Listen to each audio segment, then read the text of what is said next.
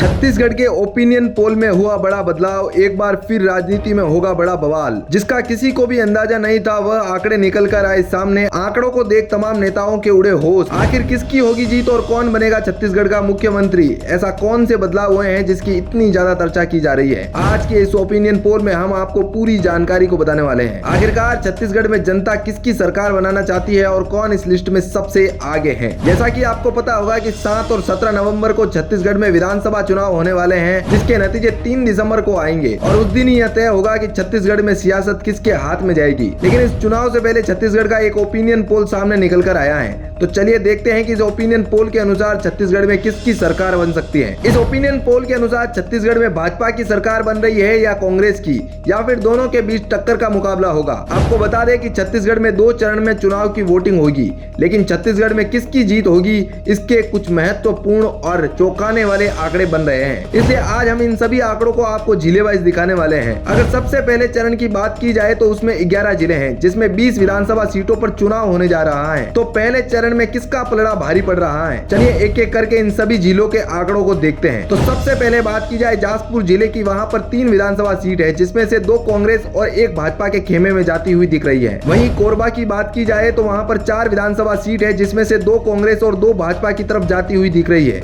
मतलब कि यहाँ पर भी दोनों के बीच बड़ी कांटे की टक्कर होने को मिल सकती है। जबकि रायगढ़ की 5 विधानसभा सीटों में से 3 कांग्रेस और 2 भाजपा की तरफ जाती दिख सकती है और कांग्रेस यहाँ से 1 पॉइंट की लीड बना सकती है।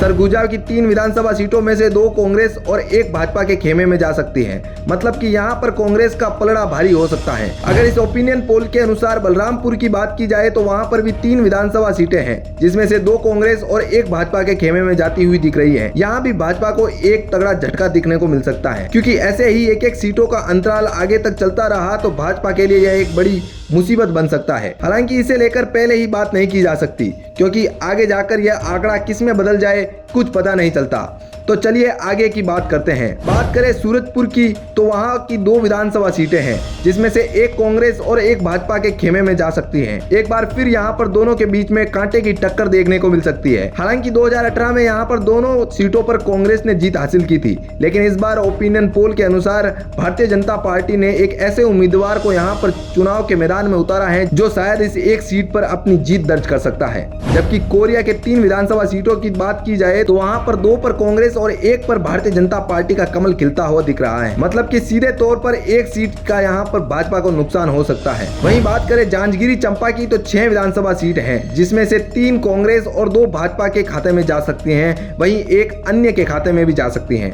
मतलब कि यहाँ पर एक बार कांग्रेस अपनी बढ़त बना सकती है और सूची में सबसे आगे निकल सकती है। वहीं बिलासपुर की 5 विधानसभा सीटों की बात की जाए तो वहाँ पर 2 कांग्रेस और 3 पर भाजपा का कमल खिल सकता है। मतलब कि यहाँ पर भाजपा 1 पॉइंट से अपनी लीड बनाकर कांग्रेस से आगे निकल सकती है। हालांकि अभी तक के आंकड़ों के अनुसार देखें तो कांग्रेस पॉइंटों में काफी आगे है। मतलब कि इस 1 पॉइंट का कांग्रेस पर कुछ भी असर देखने को नहीं मिलेगा। लेकिन आगे के आंकड़े क्या कहते हैं, चलिए उन पर नजर डालते हैं। बात करें मुंगेली की 2 विधानसभा सीटों की तो यहाँ पर 1 पर भाजपा और 1 पर अन्य की जीत हो सकती है।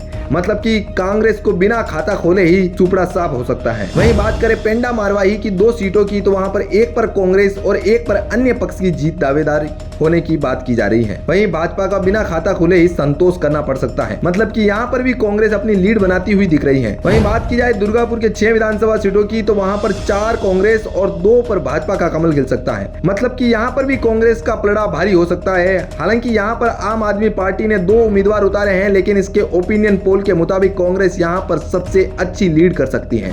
जबकि बालोद की 3 विधानसभा सीटों की बात करें तो 2 पर कांग्रेस और 1 सीट भाजपा के पक्ष में जा सकती है। जिस प्रकार के यहाँ पर उम्मीदवार दिखाए जा रहे हैं उस हिसाब से आम आदमी पार्टी ने यहाँ पर 2 उम्मीदवार उतारे हैं, जबकि बसपा ने 1 उम्मीदवार उतारने का ऐलान किया है। वही धमतरी की 3 विधानसभा सीटों में से 2 पर कांग्रेस और 1 पर बीजेपी की जीत हो सकती है। इस हिसाब से कांग्रेस का यहाँ पर भी पल्ला भारी हो सकता है। अगर बात की जाए गाजियाबाद के 2 विधानसभा सीटों की तो वहाँ पर भी 1 पर कांग्रेस और 1 पर भाजपा का खाता खुलता हुआ दिख रहा है और इसी वजह से दोनों के बीच एक कड़ी टक्कर देखने को मिल सकती है। जबकि रायपुर की 7 विधानसभा सीटों में से 4 पर कांग्रेस और 3 पर भाजपा का कमल खिलने की दावा किया जा रहा है। हालांकि यहाँ पर आम आदमी पार्टी ने अपने 5 उम्मीदवारों का ऐलान किया है। इस तरह से अगर देखा जाए तो बालोद बाजार की 4 विधानसभा सीटों में से 3 पर कांग्रेस और 1 पर भाजपा का कमल खिलने का अनुमान लगाया जा रहा है। यहाँ पर भी सीधे तौर पर कांग्रेस अपनी लीड बनाती हुई दिख रही है। वहीं बात करें महासमुंद की 4 विधानसभा सीटों में से 2 पर कांग्रेस और 2 पर भाजपा को मिलने का अनुमान लगाया जा रहा है और इस प्रकार दोनों के बीच एक कड़ी कांटे की टक्कर देखने को मिल सकती है, क्योंकि दोनों पर 2-2 की जीत होती हुई दिख रही है। बात करें कांकेर की 3 विधानसभा सीटों में से 2 पर कांग्रेस और 1 पर भाजपा का कमल खिल सकता है। अगर यहाँ की इस बार की बात की जाए तो यहाँ पर बड़े बड़े दिग्गज नेताओं को चुनाव के मैदान में उतारा है, वह चाहे बीजेपी हो या कांग्रेस।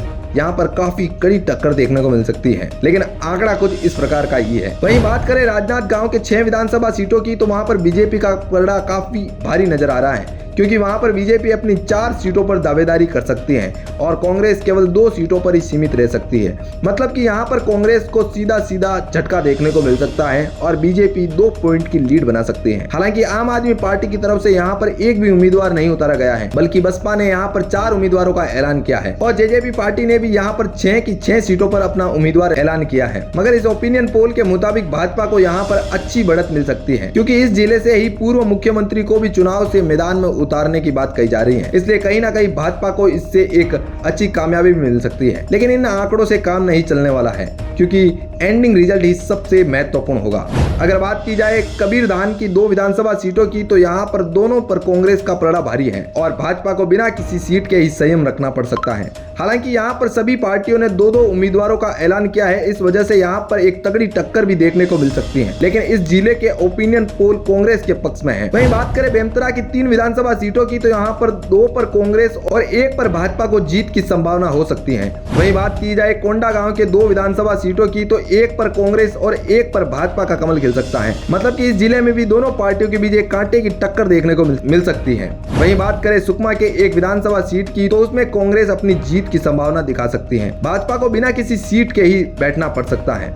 और बात करें अगले जिले यानी बीजापुर की तो वहां की 1 विधानसभा सीट में भी कांग्रेस का हाथ अच्छा जमता हुआ दिख रहा है और कांग्रेस इस पर भी अपनी दावेदारी कर सकती है। जबकि बात करें दंतेवाड़ा की 1 विधानसभा सीट की तो वहां पर भी कुछ ऐसा ही आंकड़ा देखने को मिल सकता है, क्योंकि वहां की 1 विधानसभा सीट में भी कांग्रेस का हाथ भारी पड़ रहा है। वहीं बिस्तर के 3 विधानसभा सीटों की बात की जाए तो वहां पर 2 पर कांग्रेस और 1 पर भाजपा को जीतने की संभावना है। हालांकि यहां पर भारतीय जनता पार्टी ने तीनों की तीनों सीटों पर अपना उम्मीदवार उतारने की बात कही है। वहीं बात करें नारायणपुर के 1 विधानसभा सीट की तो वहां पर भी कांग्रेस का अपना दावा पेश किया जा सकता है और अपनी जीत हासिल की जा सकती है। इस ओपिनियन पोल के अनुसार कांग्रेस अपनी जीत एक एक करके काफी अच्छी कर सकती है। इस प्रकार अगर सभी 90 सीटों को मिलाकर देखें तो एक अच्छा आंकड़ा बनकर तैयार होता है, जो भाजपा और कांग्रेस के लिए काफी महत्वपूर्ण साबित हो सकता है। जिस प्रकार यहाँ पर भाजपा और कांग्रेस ने अपने उम्मीदवारों को उतारा है, उस हिसाब से देखें तो यहाँ का आंकड़ा काफी ज्यादा चौंकाने वाला है। इसलिए इन आंकड़ों को जानने से पहले सबसे पहले हम 2018 के आंकड़ों पर नजर डालते हैं और जानते हैं कि उस समय किस प्रकार के आंकड़े रहे थे। 2018 में कांग्रेस ने यहाँ पर